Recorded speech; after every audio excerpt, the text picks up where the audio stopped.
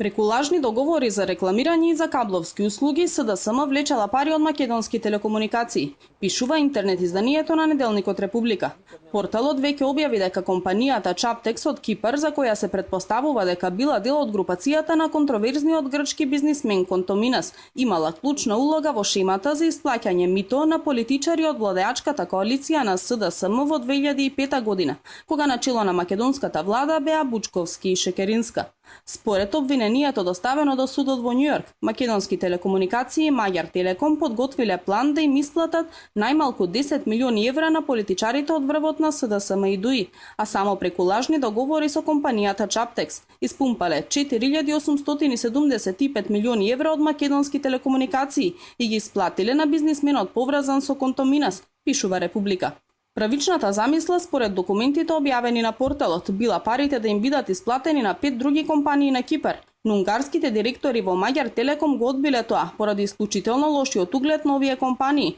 за кои било очигледно дека се параван за нелегални активности.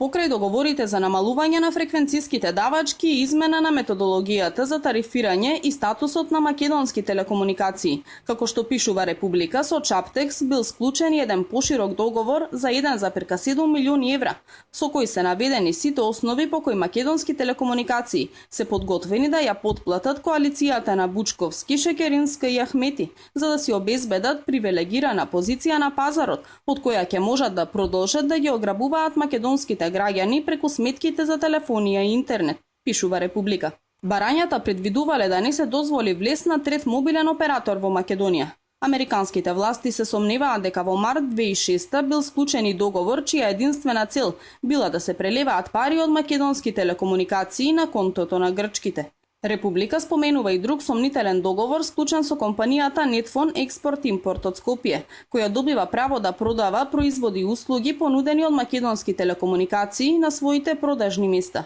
Како што пишува Република, со овој договор македонски телекомуникации се обврзуваат да исплатат 900.000 евра за испораката на рекламни материјали до продажните места на Netphone. Според обвинението од Комисијата за хартиина вредност на САД, повторното појавување на оваа сума во договор со грчка компанија, како износ кој ќе се исплати за рекламен материјал, повлекува сомнеж дека се работи за лажен договор, чија единствена цел била да се испумпаат пари од македонски телекомуникации во мрежата фирми под контрола на Контоминас.